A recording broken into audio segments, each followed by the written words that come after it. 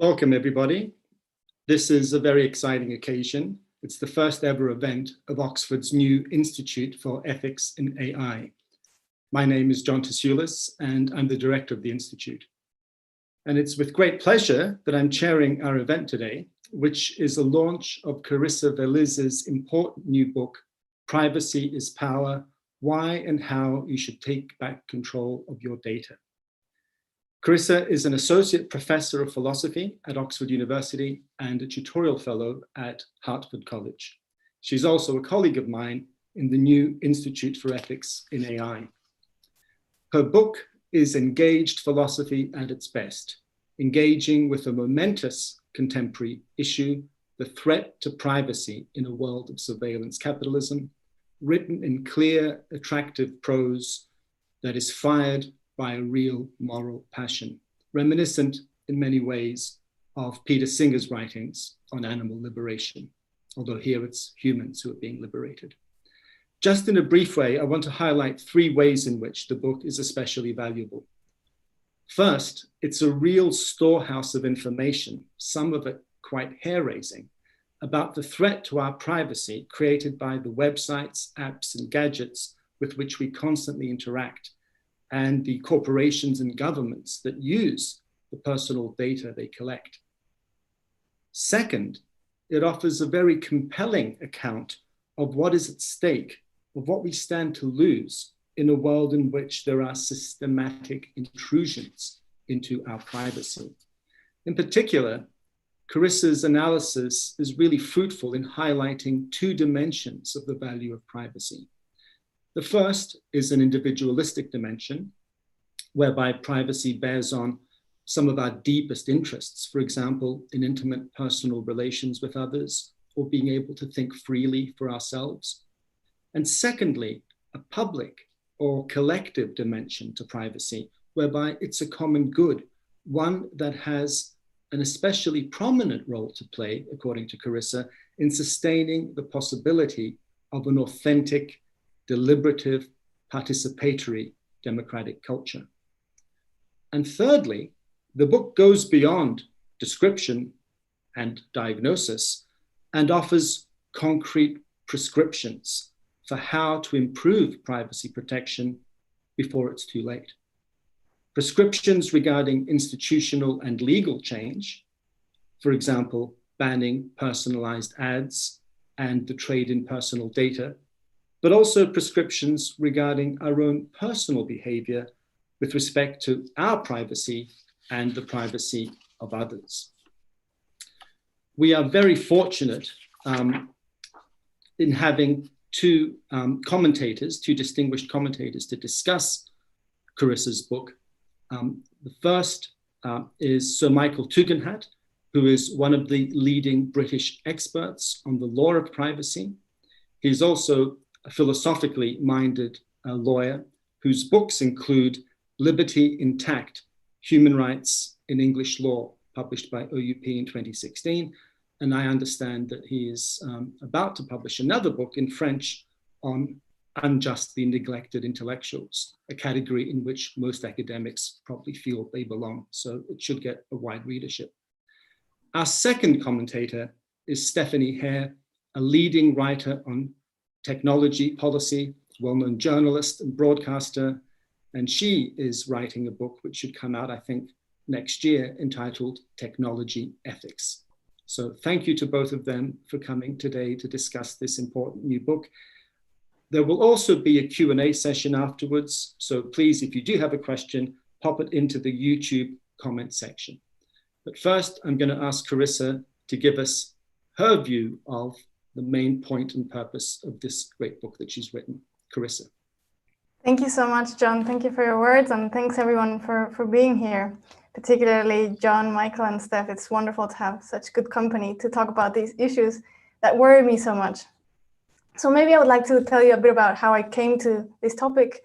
6 years ago, I was deep in the archives of the Spanish Civil War, researching my family history.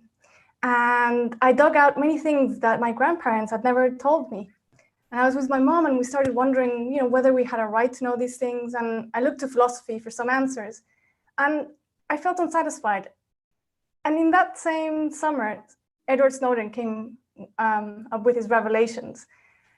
And I thought that was so important. And I wasn't sure that philosophy or the world had the tools to think about the significance of these revelations and what they meant. Eventually, that led me to write my dissertation on the ethics and politics of privacy and to read as much as I could about the topic. And with this book, Privacy is Power, I wrote the book that I wish I had been able to read at the time.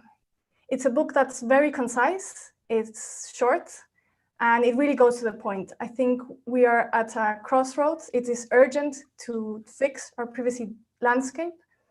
And so the first chapter goes through a person's day just to illustrate how much data we're losing. By this point, everybody knows more or less that we're losing data. But do we know to what extent and exactly how it's being collected and how it's being used? In many ways, it's very surprising. Even privacy experts get surprised by some of the details because most of the practices that go on are very unknown to the public at large, and even to privacy experts because they're very experimental and companies typically don't advertise what they're doing exactly. So I'll share a couple of examples just to give you a taste of the kind of thing that you might find. If you have a smart car, when you drive, your seat is actually recording your weight. And that information could be sold to insurance companies, to prospective employers, who knows. Another example is when you go into a store and there's music in the background, there might be audio beacons being transmitted that your phone picks up even though we can't hear them. And that's to identify you as you and the same customer. So that's if the company wants to know that you saw an ad in the morning on your laptop, that you went to the store in your neighborhood and you bought that product that you saw an ad for. And the way they triangulate that data is through these audio beacons that can be broadcasted in music and TV and that we don't know about. Then the book explains a bit how this came about. It's just such a weird system that we have, the data economy. Here are this enormous industry that is earning so much money off of our data. And how did that happen? Who had that idea and how did it come about?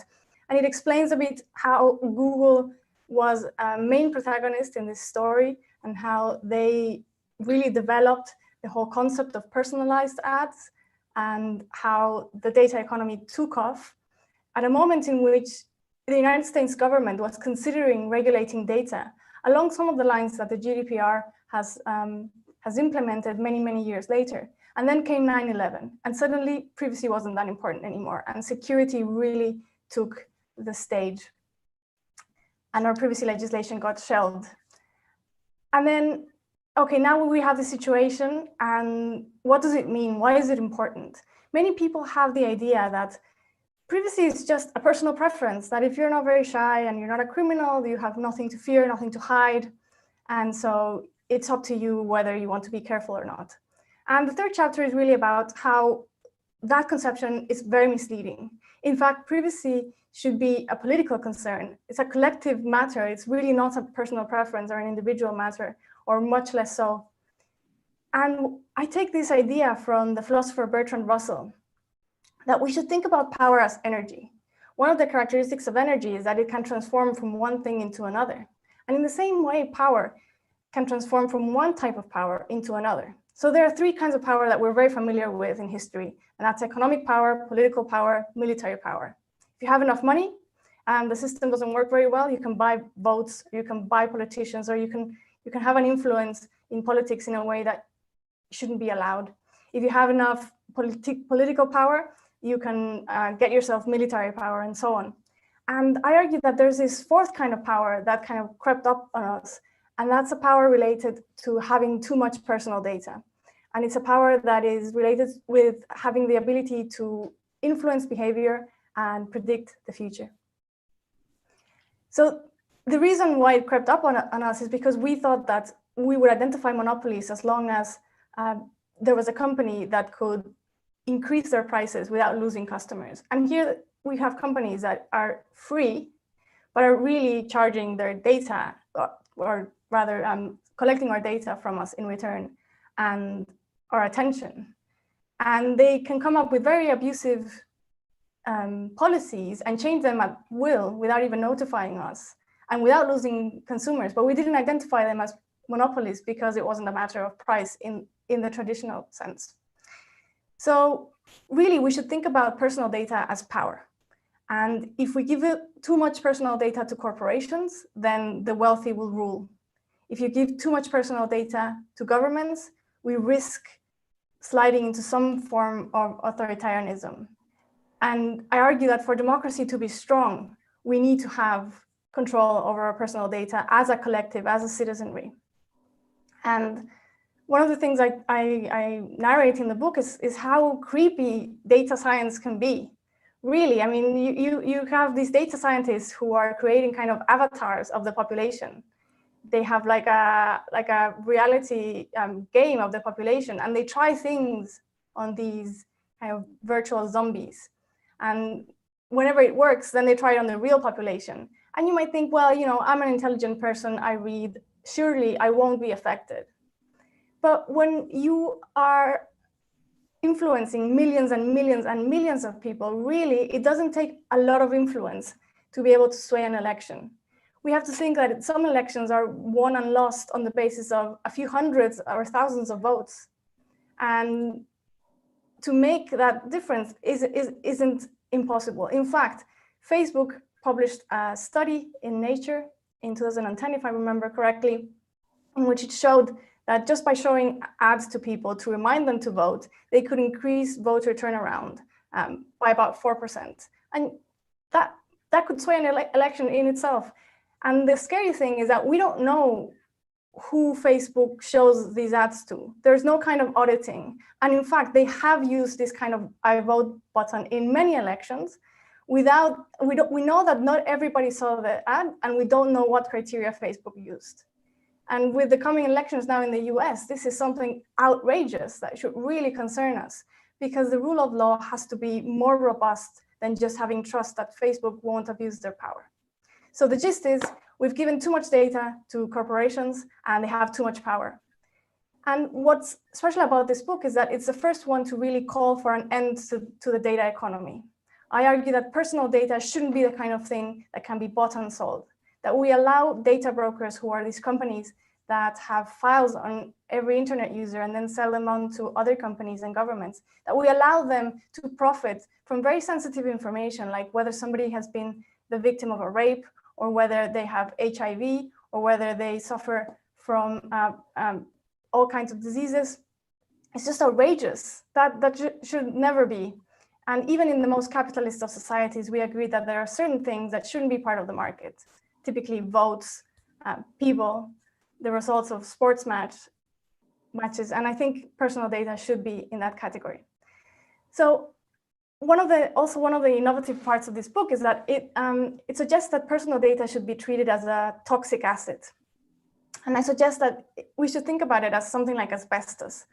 It is poisoning individuals by making us vulnerable to harms like extortion, like data theft, like identity theft, like discrimination. And it's poisoning societies by undermining equality. We're not being treated as equals. We're being treated on the basis of our data, and by undermining democracy.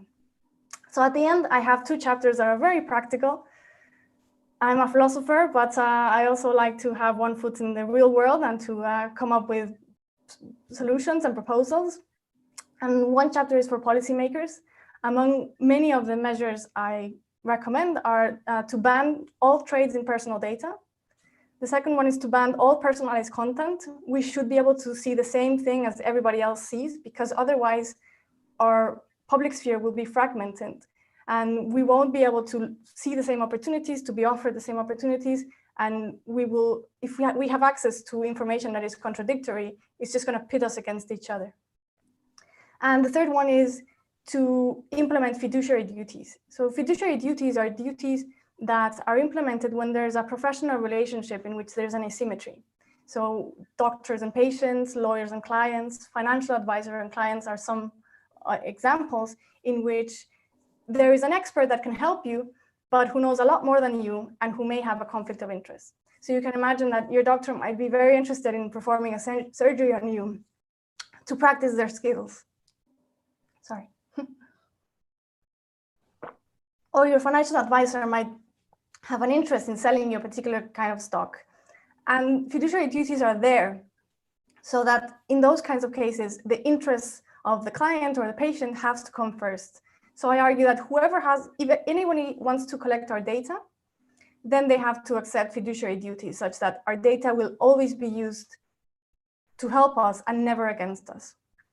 And then finally, the last chapter is for ordinary citizens, about what you can do to better protect your privacy and that of your family, your friends, because as I argue, privacy is collective. So if you expose yourself, you're really exposing others around you and others like you.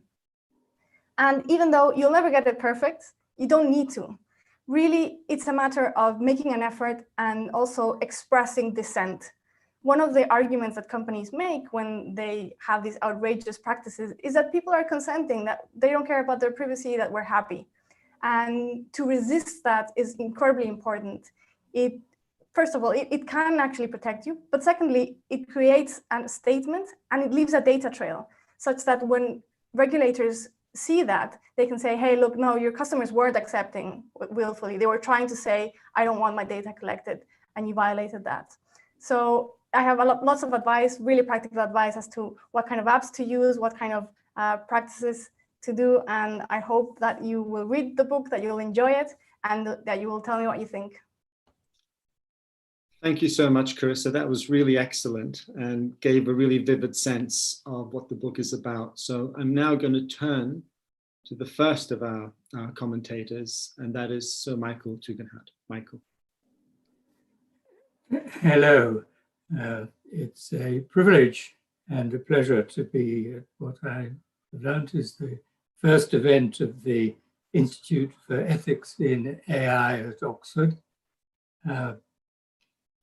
This book is indeed an important one. I have enjoyed reading it, and it's easy to read. It's in the tradition, it made me think, of one of the most influential books written in the 20th century. In 1962, Rachel Carson wrote The Silent Spring. Carson exposed the dangerous side effects and unintended consequences of agricultural chemicals. DDT helped to prevent the spread of malaria, which was a huge benefit to humanity, but it also had devastating effects on the environment. There have been similar exposures of other products and services that have brought great benefits to the human race, but also great dangers. For example, fossil fuels. That privacy is power is not a new idea. One of the most important laws to protect privacy that was ever passed was the laws that introduced the secret ballot. In England, that was in 1872. Before that, elections were decided by bribery and intimidation. Landlords could intimidate tenants with threats of eviction and employers with threats of dismissal. The secret ballot is privacy in the polling station. Without it, there can't be any democracy. It's a very clear example of how privacy gives to the electorate, that's all of us, the power that we wouldn't have if we were voting under the threats and bribes that existed before. As Carissa has said, the opponents of privacy say that if you have nothing to hide, you have nothing to fear. Some even say privacy is fraud. In other words, they say you should not do or say anything in private that you would not do or say in public. Carissa exposes the fallacy of these arguments with crushing force. For much of my career, first as a barrister and then as a judge, I have been engaged in cases in which a balance has to be struck between rights that sometimes conflict. For the publisher, for example, of a newspaper, or the user of the internet for blogging, privacy may come or seem to come at the expense of freedom of expression. For the state and for the citizen, one person's privacy may come at the expense of other people's security. But for the ordinary user of the internet, as Carissa shows, privacy is necessary for freedom of expression, and it is necessary for security too. There are many topics that we need to discuss with our friends, our families, our employers, and our colleagues, with health advisors and other professionals. But we can only discuss these topics freely if we can discuss them in private. Indeed, the fact that we are engaging in the discussion at all can be a very private matter, let alone the contents of the discussion. So too, journalists and police officers insist on privacy, although they never use the word. They do not disclose their sources or methods of work. If they did, the sources would dry up and the methods might become unusable. From my own experience, I know of the dangers to people's lives and security from breaches of their privacy. The invention of the smartphone with a camera has led to a plague of blackmail, intimidation, and abuse. Kiss and tell stories in the tabloids and revenge porn are examples. In the past, it was common for people's addresses to be listed in the telephone directory and nobody objected. Today, for most people, that would be unthinkable. You can even have your address now removed from the electoral register. And why? Of course, this is to protect people from all kinds of harassment, abuse, and worse. These are the dangers that Carissa is seeking to publicize and, with her suggested courses of action, to remedy. But I have to say, I don't think her task will be an easy one. Agricultural chemicals and fossil fuels have also brought huge benefits to mankind. They both help feed the world, and fuel keeps us heated and mobile. That is why they're still in use, in spite of the damage that they do. The bartering of personal data, which is what we are discussing tonight, is similarly a two-sided invention. The advantages which the internet has brought us are obvious. That is why we click the consent button with little hesitation. If you want to buy this book online, you will have to consent, or perhaps you've already consented, to the use of your data by the bookshop and by others. And look too at the privacy policy on the websites. For example, the most honorable not-for-profit bodies, such as Oxford University, have cookie policies which are not consistent with Carissa's recommendations. Universities do not turn off the heating to save fuel, and they do not abandon their cookie policies. But something has to be done. The solution to the problem will come, but it will only come if people are informed, as they will be if they read this book, and if they put the matter at the forefront of their concerns. 2 days ago, as it happens, the Director of Public Prosecutions, Max Hill, Queen's Counsel, made a speech. It was entitled, "The Internet of Things is helping to provide key evidence in criminal trials." That was also my experience as a judge in criminal trials. I saw many horrific murder cases solved by the use of mobile phone metadata, DNA, and other information available only from the internet. In those cases, it was hard to imagine how the crimes could have been solved in any other way. There were no witnesses and no fingerprints. What Carissa has done is to highlight the price we pay for these enormous benefits. It's a very unusual book. It is written by an Oxford philosopher, but in spite of that, it can easily be read by anyone. This is no small achievement. Some readers might find it surprising, or they might even think that it's exaggerated. But do not doubt what you read. I know from my own experience as a judge and as a barrister how much of what it contains is true. It really is. And if you care about your freedom and security, I urge you to read it too. Thank you. Thank you so much, Sir Michael. And I can't emphasize enough how right you are, what an achievement it is for academics to write accessibly. And this book certainly is a very accessible book. So we're very lucky now to turn to our second commentator, Stephanie Hare. Stephanie. Thank you very much. That was a wonderful review by Sir Michael. And I wanted to hold up the book just so we can look at it and celebrate it again.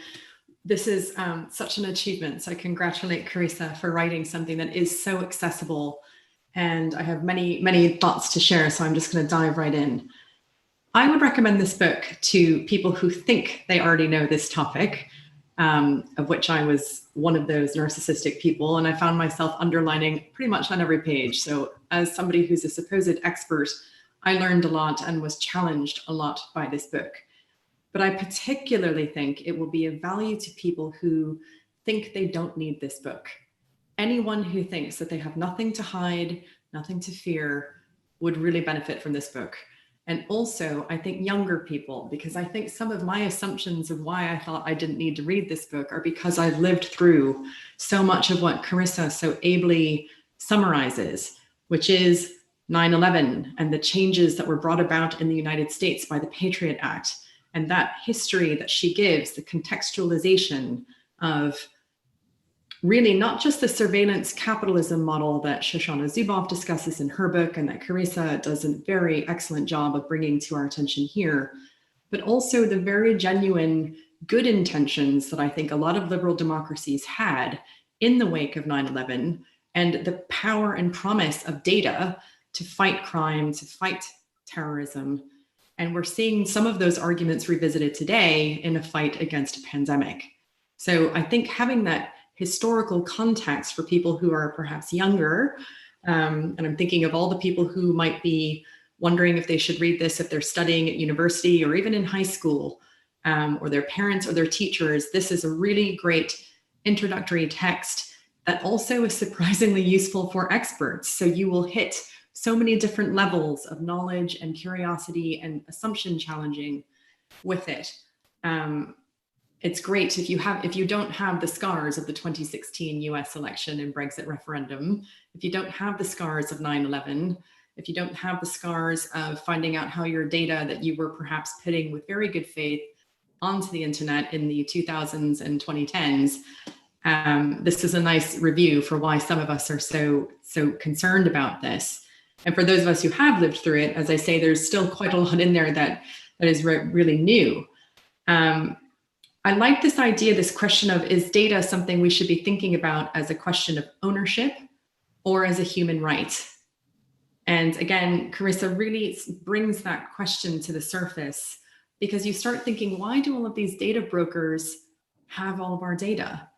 I don't transact, you don't transact ever directly with the data broker, yet they are able to buy and sell our data and we can't stop them from doing it. We're powerless to do it. And even with all of the very wonderful tips at the end of this book, in the last 2 chapters in particular, about what we can do on an individual level, there is no stopping Equifax, which is one of the big data brokers in the United States, as an individual American, or indeed many non-Americans who were not based in the United States or US citizens, but who still had their data taken because Equifax failed to protect it.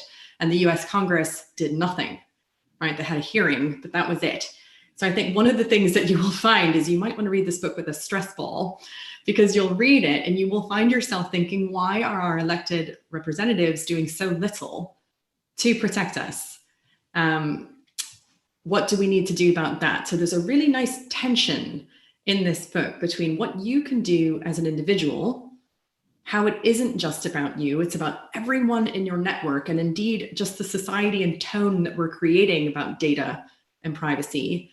And then there's a limitation to that.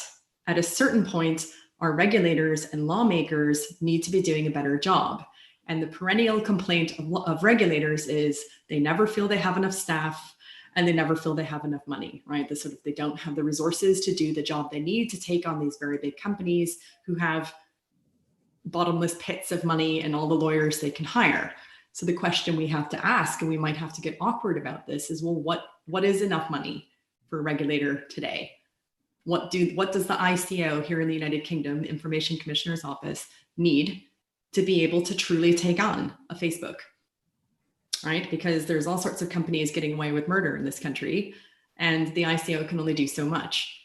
And all of our lawmakers, who I also hope will read this book, and I hope that they all get a copy of it if they don't go out and buy it themselves, need to ask themselves, what are they doing by not taking action? And one of the things that I would love to hear in the discussion that we do later after my remarks is to discuss the role of the GDPR, the General Data Protection Regulation, and what Carissa thinks about it. Is it enough? Is it just a start?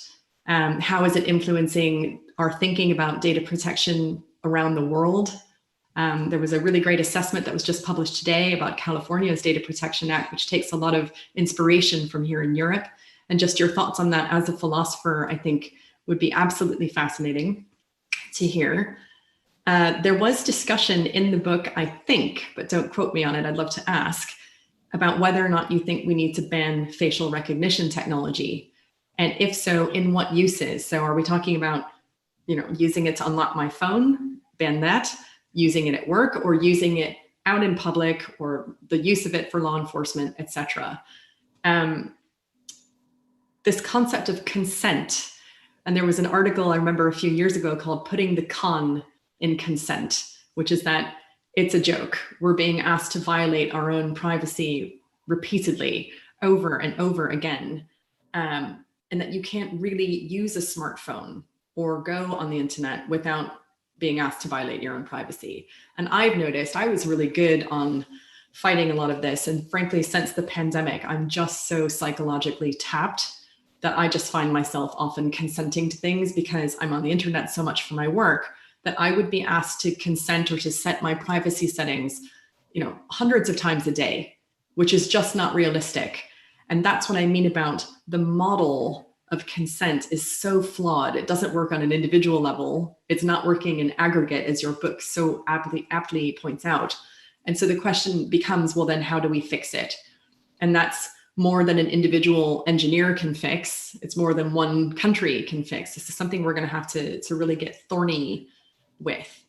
You raised some excellent points about democracy, a question that is close to my heart at the moment with what's coming in the United States in just a few weeks' time. And again, this question of not just being manipulated by ads, because I think a lot of people have pushed back on that argument saying, I know very well when I think about my politics, and I'm not, it wasn't Cambridge Analytica that made me vote one way or another or not vote. And we can argue that point or not. But I think the point that you raise in the book that's so important is it just about undermining confidence in the entire process? And who's getting access to our data? And the really naughty question that we must ask of, is it simply Russia that's interfering in elections, or do liberal democracies, which have had a history of interfering in elections elsewhere around the world, do we ever do that? And do companies based in liberal democracies allow that to happen? And is that an underexplored area? So you raised some points that I thought were so provocative. And the biggest one, the one I will end on, is that for so long, people have put a tension between privacy and security and said, you have to sacrifice one or the other, that if we allow everybody to be private online, then all the criminals and terrorists can run around and do what they want. So we have to sacrifice our privacy, open everything up, and then we can have greater security because law enforcement can do their job. That's been a really long argument. We'll call that the sort of post 9/11 argument. But you make a different argument, I think, and it's a compelling one, which is that actually privacy enhances personal security and privacy enhances collective security. And I personally am very much of that argument and would agree with you. And then the counter argument that I now find myself arguing against in my own head and hope to argue with all of you, arguing in the fun philosophical sense, not in the antagonistic sense, is that we need data in this pandemic. We need really granular data. We need data about people's contacts, to do contact tracing, whether it's with a human contact tracing team, which is really privacy invasive, or an app or a wearable device like we're seeing in Singapore.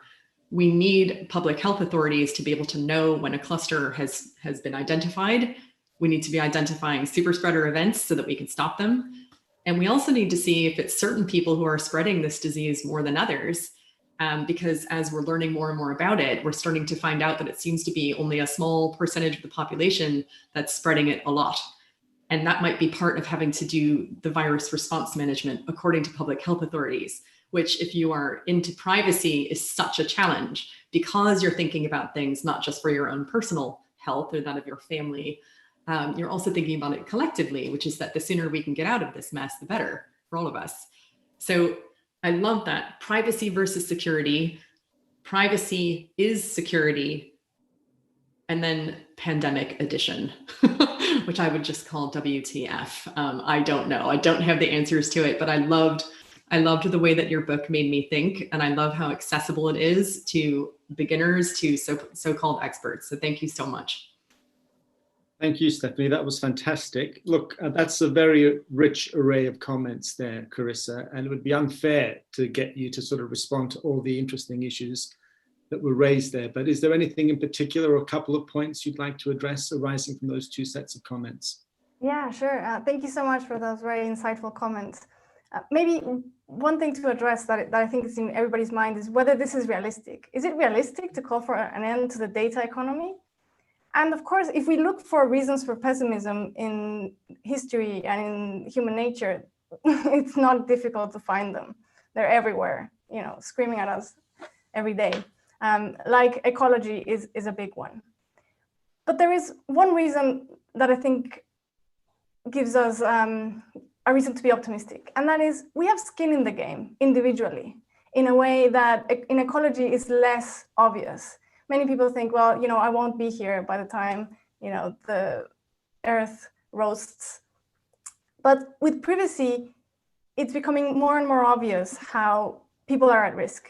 So in a recent survey that I carried out with Sian Brook from Oxford, we found out that about 92% of people have had some kind of bad experience related to privacy online. Sometimes it's identity theft, sometimes it's public humiliation, doxing, all kinds of bad experiences. And that really makes people realize the risk that they're engaging in when they give up their privacy in a way that we don't realize that immediately about ecology. And also, even though privacy is collective, there is also this individual side in which hopefully that can motivate people to act. And there are some examples of people overcoming barriers and coming together and organizing and being very successful. The one I give in the book, but there are others, is the ozone layer. You know, a few decades ago, it was in a really bad shape. We came together, we realized this, we banned CFCs, and today it's recovering, and it will completely recover in a few years. So that is an incredible success story and an example of the things that we can do when we put our minds to it. But there are others. If you think about child labor, at some point, it was unimaginable for it to go away. And yet we change things and we change rules. And even though today, particularly in the context of the pandemic, the digital economy seems so entrenched, we should bear in mind that it's really very new. And there's still a lot to be digitized, and that this is very brand new, and there's a lot of opportunity to change it in time. About the GDPR, I think that's also probably people are wondering about that. I think it was a magnificent thing.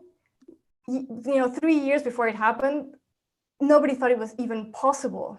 Everybody just laughed. And that it came to be was an incredible achievement. And it really put privacy in the minds of so many people. And it made companies have to change so many things and deal better with data and think about it and realize that personal data is a liability for companies. So in a way, it's wonderful. No, it's not enough, not nearly enough. We need to go way beyond that. One of the main problems is, as Stephanie said, that it's based on consent, and that doesn't make any sense for many reasons. One, it's too burdensome for the individual. Two, there's no way of informed consent when you don't know what kind of inferences can be made from that data, and not even data scientists can know. So when we speak about consent, like, how are you consenting if you have no idea what you're consenting to? And third, because personal data is collected in this way, it's not okay for you to consent to give your data when your data includes data about me. So when my family gives up their genetic data. They're giving their genetic data of me, their siblings, their parents, their kids. So we don't have the moral authority to consent to personal data being collected in the way that we have moral authority to consent to what's being done to our bodies in the context of medicine, for instance.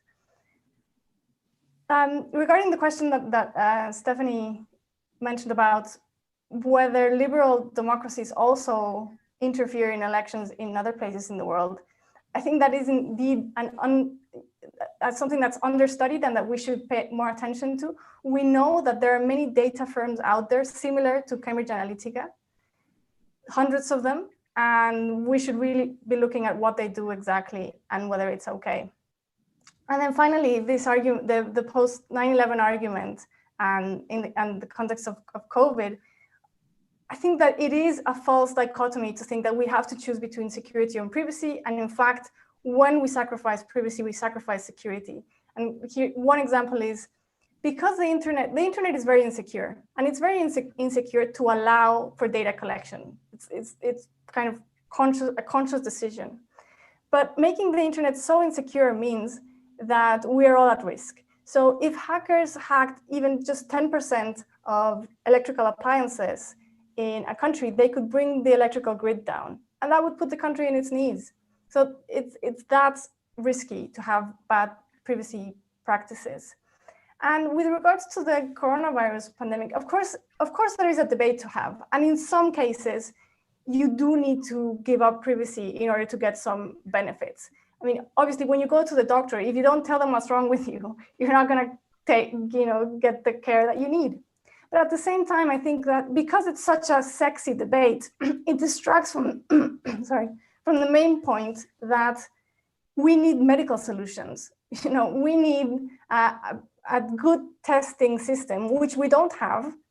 We need mass testing, and we need protective equipment for the right people, and we need social distancing, and we need medicines, and we need a vaccine. And these are the medical requirements that will make the pandemic go away. And no app can substitute for that. And I worry that too many times the debates kind of get distracted by these finer points, whereas the main thing is not being addressed. Great. Let me raise some questions that have come through from our audience that actually relate to some of the points you've made. So I'm just going to mention two of them. They're distinct, but I think they relate to what you've discussed. So you began with some optimism that we can bring an end to the data economy, the personal data economy. There's a question from Tristan Gertz who says, how can we dismantle this economy given the huge and pervasive power of big tech in all aspects of life, including our personal lives? So that's the first thing. I mean, and think also about the way in which, for example, they can buy political influence, especially in America with lax campaign financing laws and so forth. So apart from appealing to historical analogies, what's the concrete way this is going to happen? The second question was from Maximilian Kiener, which is, he says, if privacy is a collective good, how significant can individual consent be? Now, I want to riff on this a little bit, because I think one of the most original things about your book is that normally when we think about privacy, we think about the right to privacy. And that means that my personal information is protected. You have duties not to pry into it, not to use it in certain ways. But in addition to talking about a right to privacy, you seem to be talking as well that we have duties of non-disclosure. I think this is really interesting. So you say we want to create a culture of restraint. You say we want to create, you say that a culture of exposure where we voluntarily expose information damages society.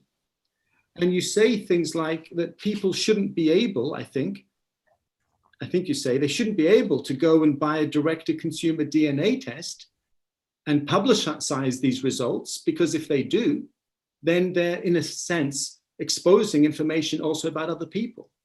So I think this kind of raises an issue that Sir Michael kind of broaches, which is balancing the rights. Someone might say, well, look, you're imposing such heavy duties of non-disclosure, of not being able to do a DNA test and so forth. You're actually constricting my liberty. So how do we draw the line between the liberties that I have, even to do wrong, even to engage in forms of exposure that are not good. And how do we make proper regard for privacy compatible with regard for the liberty of the person? Excellent questions. So how do we change this? We change this mainly through public pressure. When regulators and companies realize that people are really sick and tired of it, and we're not going to collaborate anymore, and we're not going to cooperate to the best of our abilities, things will change. It's amazing how sensitive governments and companies are to people's sentiments. You might think that nobody cares, but they're actually monitoring. All of these companies are monitoring social media to see what people think of their products. And one of the examples I gave is how Google Glass didn't take off because everybody thought it was so creepy, and people who started using it, were called glassholes, that very soon it just disappeared out of, and we can do the same with this. Furthermore, I have the hope that companies realize that privacy can be a competitive advantage. When people want it, it can sell. And so if a big company starts giving much, much better services with privacy and people start choosing it, other companies will follow and they will up their game. So I think it will be effortful and it's going to take some time, but at the same time, it's not going to take that much time. If people really start behaving in this way and they start expressing their dissent, it could change quite quickly. Just like the GDPR came into effect in like a matter of few years, 5 years, when before that, everybody thought it was absolutely and completely impossible, never going to happen, privacy is dead. So I think we should be more optimistic. And I really think that tech wants us to be pessimistic. They want us to see them as these giants who will be here forever and that, we can't possibly change. But in fact, they're quite dependent on us. So it's good to have that in mind. With regard to the collective part of privacy, yes, I do think we have duties to protect our privacy, both for ourselves, for the people around us, and for our society in general. I wouldn't want those duties to be implemented in law to a very strict degree. So I don't argue that people shouldn't be able to do a genetic test. I think that you should think about it, and if you don't need it for medical reasons, you should be aware that you're putting other people at risk, and that 40% of these results are false, and is this worth it? And here, I think a lot depends on culture. Currently, we have a culture of exposure in which there's a lot of pressure to expose yourself. You have to say what you think about an issue at all times.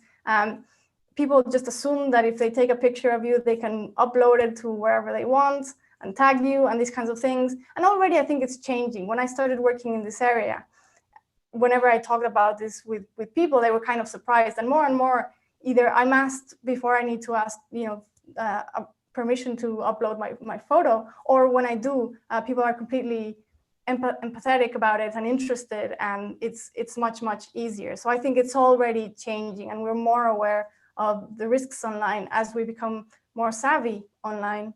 And here I think we should think about the analogy with medical ethics. So there are a few things in medical ethics in which even if people consent, you can't do. So one is like very extreme bad medical practices that even if only the individual gets harmed. So if you go to the hospital and you tell a doctor, hey, I want you to infect me with this disease just because, I want to try it out, I want to experience it in my own flesh. This is interesting to me. Even if the patient would agree and the doctor would agree, that's illegal, that you can't do that. And in the same way, for public health purposes, there are certain things in the context of the pandemic that you can't do. So you can't, sing in a choir without any mask, and in an enclosed space, et cetera, et cetera. So in the same way that we don't allow certain very, very bad practices to happen in medicine, we shouldn't allow very, very bad practices to happen with regards to personal data, even if people were to consent, because society has an interest that we are protected in these ways. And I think this doesn't need to be extremely stringent. So you don't need to feel like your liberty is being limited, just as you generally don't feel that your liberty is being limited because you're not allowed to go to a doctor and ask them to infect you with a deadly disease. Okay, let me ask you something about, you say, a culture. So there was one question from Ross Jones who says, look, there's cultural variation in the importance people attach to various aspects of privacy. the book is very hostile to personalized ads. You say at one point, they have to stop, yeah, page 126. Ross Jones says that in China, people have a more favorable attitude towards personalized ads. So, number one, what's wrong with personalized ads? And number two, mightn't there be legitimate cross-cultural variation in how we regulate things like personalized ads? Personalized ads don't seem too bad on the surface. They seem like, okay, so companies get to sell the products and you get to see ads that are relevant to you. Everybody wins, but the cost is not apparent. If that were the whole deal, then I would be totally in favor of personalized ads. But the risk is so high and the disadvantages are so high that the benefit might not be worth it. And the cost is that people will misuse that data to target people in ways that are very unfair, either because they're going to target them for their vulnerabilities. So you identify who is a veteran, and then you sell them payday loans that are going to put them in a very bad position, or because that data is going to be used to target political propaganda that is going to inflame the population and it's going to pit people against each other. And one of the things that we don't realize is that we don't have unmediated access to reality. Most of what we know about the world, we know through our screens. And so when you think that, I won't be influenced because I don't believe ads, everything you watch online is it makes a picture of the world. And if your picture of the world is completely different from your neighbor because you don't see the same content, it's very hard to have a peaceful and harmonious society and relationship with that person or with those people. So the cost is too high. Regarding cultural differences, I think they have been exaggerated a lot. And it's more of a myth than a reality than that people in certain cultures don't care about privacy. And one really good example has been China, precisely. During the pandemic, it's been very interesting to see how people are starting to rebel against this level of intrusion by speaking more to newspapers, by talking amongst themselves. And there has been much more repression from the Chinese government, clashing down on these conversations about privacy and these concerns about privacy. So even though there might be cultural variation, the reasons why we care about privacy, the interests we have in privacy being protected are the same for all human beings, because nobody wants to be abused, nobody wants to be at risk of, identity theft or physical, or you don't want your physical security compromised. You want to be able to vote in a way that is free of pressures. And these kind of very primal interests are pretty common across cultures. Let me ask one question, and hopefully Michael and Stephanie also could give their views about this. So, we've already talked about the potential tension between protection of privacy and freedom of speech. The one area where freedom of speech seems to be particularly important is political speech. Now, you say something in respect to targeted, sort of micro-targeting political ads. I think in the Cambridge Analytica context, you say this on page 107, discouraging people who might vote for the candidate who is not your client from going to vote is thwarting democracy. So I'm thwarting democracy if I discourage people from voting for the candidate who is not my client. But someone might say, but that's the essence of political campaigning, that I'm trying to discourage people to vote for Trump or whoever it is I don't want people to vote for. So there's a kind of, one might think, a kind of worrying feature there that, someone's going to have to decide what propaganda is, and this is going to be something that we have to somehow ban. Isn't it better just to recognize that people will come forward with different views, and as long as people have access to different views, they can make up their minds? But it's of the essence of political speech to encourage people to vote for one person, or at least discourage them from voting somewhere else. I should reread that page and maybe edit it to be completely clear. What I was referring to is that is voter suppression. So to discourage people from voting, and the people who you discourage from voting are only the people who would vote for the candidate that you don't want them to vote for. That is what is thwarting democracy.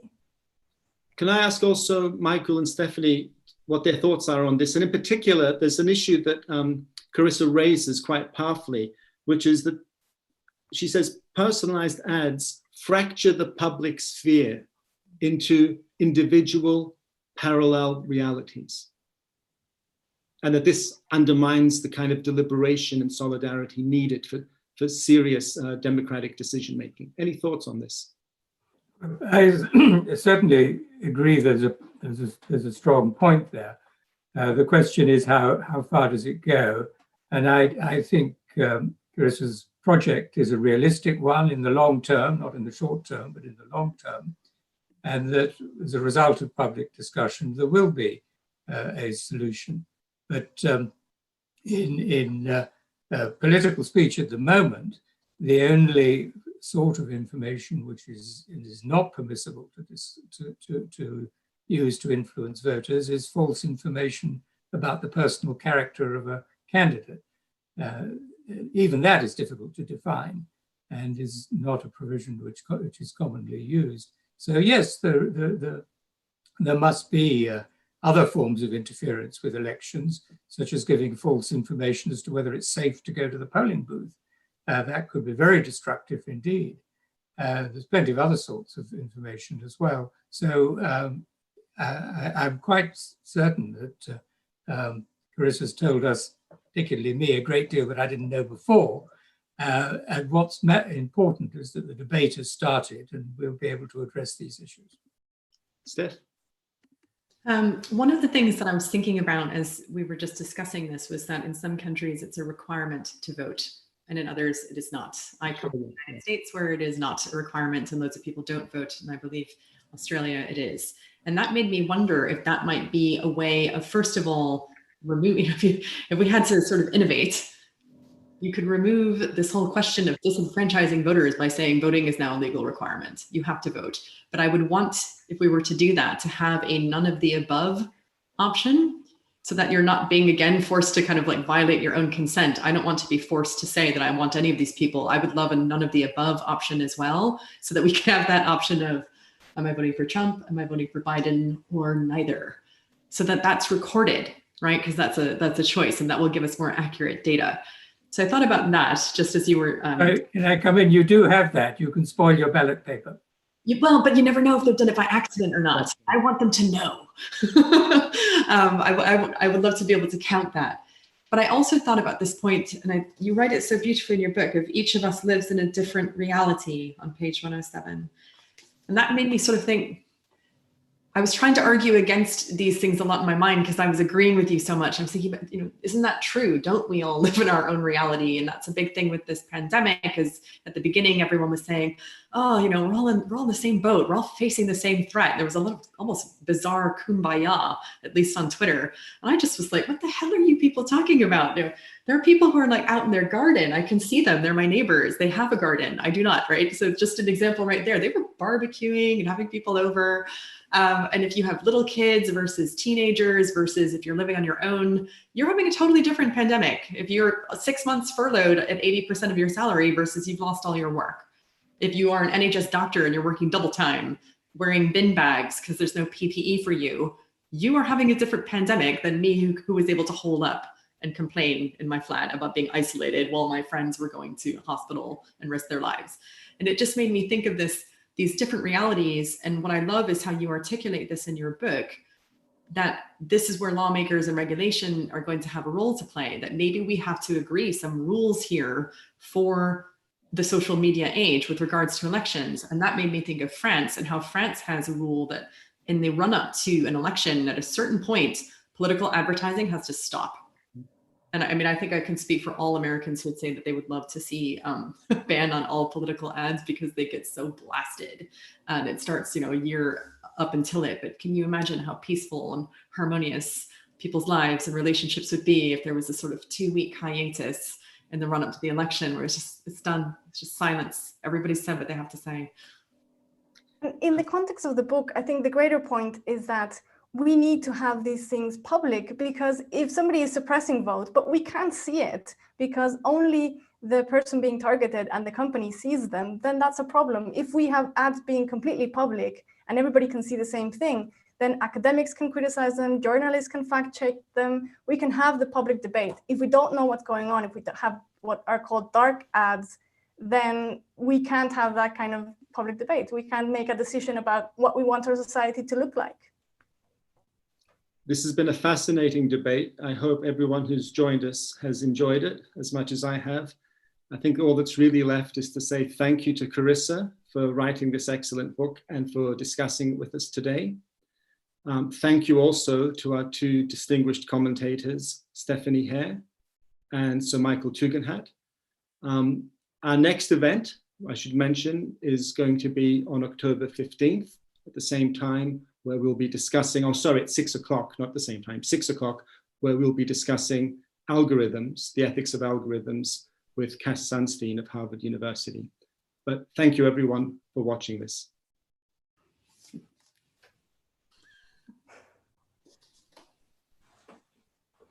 How to get that last screen